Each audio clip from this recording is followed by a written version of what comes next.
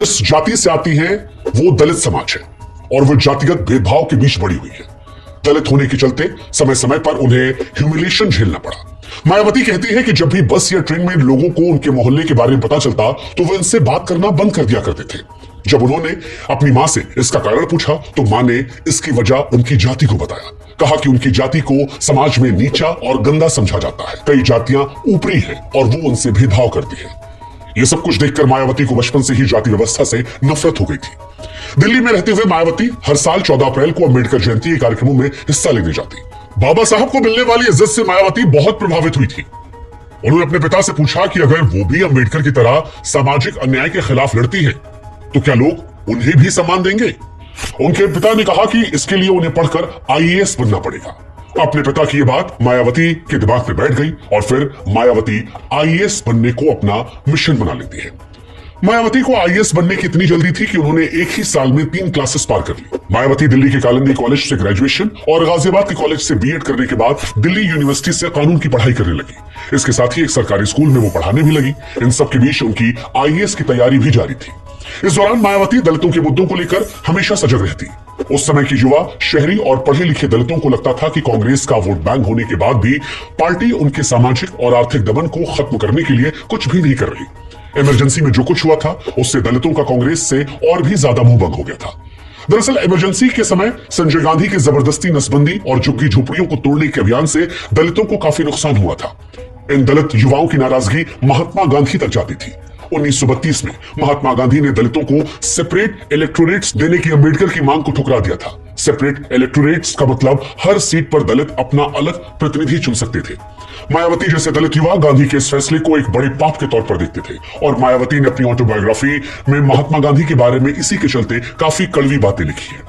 मायावती अपने शुरुआती दिनों से ही महात्मा गांधी को मनुवादी भी कहती थी। उनका यह मानना था कि अम्बेडकर की सेपरेट इलेक्टोरेट्स की मांग ठुकराकर गांधी ने अछूतों को एक बड़ी स्वतंत्र राजनीतिक ताकत बनने से रोक दिया। मायावती को गांधी की तरफ से अछूतों को दिए गए हरिजन नाम से भी बेहद आपत्ति थी। जब सितंबर 1977 में दिल्ली के कॉन्स्टिट्यूशन क्लब में जाति व्यवस्था के खिलाफ एक कॉन्फ्रेंस में रायबरेली से इंदिरा गांधी को हराने वाले राजनारायण ने अछूतों को हरिजन कहा, उस वक्त मायावती नाराज हो गई। अपने भाषण में मायावती ने कहा कि ये शब्द बोलकर राजनारायण ने दलितों का अपमान किया है और इसी के बाद राजनारायण मुर्दाबाद, जनता पार्टी मुर्दाबाद जैसे नारे लगने लगे। कॉन्फ्रेंस में आए दलित नेताओं और एक्टिविस्ट ने मायावती को इस जोरदार भाषण के लिए शाबाशी दी। शाबाशी देने वालों में बैकवर्ड और minority communities employees federation BAMCEF के लोग शामिल थे। ये काशीराम का संगठन था जो दलितों के बीच अपनी अलग पहचान बना रहा था। इसी भाषण के बाद मायावती का नाम दलित संगठनों और कार्यकर्ताओं के बीच बड़ी तेजी से फैलने लगा। साल 1977 की एक सर्द रात में लगभग 9 बजे किसी ने मायावती के घर का दरवाजा खटखटाया। जब दरवाजा खोला गया तो सामने काशीराम खड़े थे। काशीराम से मायावती की यह पहली मुलाकात थी। काशीराम उस समय तक शहरी दलितों में एक जाना पहचाना नाम बन चुके थे। काशीराम मायावती से मिलने आए। मायावती ने उनसे कहा कि वो आईएएस ऑफिसर बनना चाहती है। इस पर काशीराम बोले कि वो एक बहुत बड़ी गलती कर रही है। कलेक्टर और दूसरे अधिकारी केवल सरकार चला रहे राजनीतिक पार्टियों के आदेश मानते हैं। काशीराम कहते हैं कि हालिया सालों में दलित समुदाय से कई कलेक्टर और कई बड़े अधिकारी बने, लेकिन उन्हें सही दिशा दिखाने वाले राजनेता नहीं बने। काशीराम मायावती से कहते हैं कि मैं आपको इतनी बड़ी नेता बना दूंगा कि कई कलेक्टर फाइल लेकर आपके आदेश का इंतजार करेंगे और इस तरह आप सही मायनों में दलितों की सेवा कर पाएंगे। मायावती और काशीराम के बीच लगभग 1 घंटे तक बातचीत होती है। इस 1 घंटे ने मायावती की जिंदगी की दशा और दिशा बदल दी थी।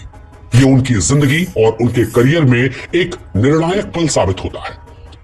मायावती ने काशीराम को अपना राजनीतिक गुरु बना लिया। काशीराम कुछ समय से एक ऐसा दलित नेता ढूंढ रहे थे जो उत्तर प्रदेश का रहने वाला हो और चमार जाति से आता हो, ताकि वो राज्य में उनके दलित आंदोलन को आगे ले जाने के लिए तैयार हो।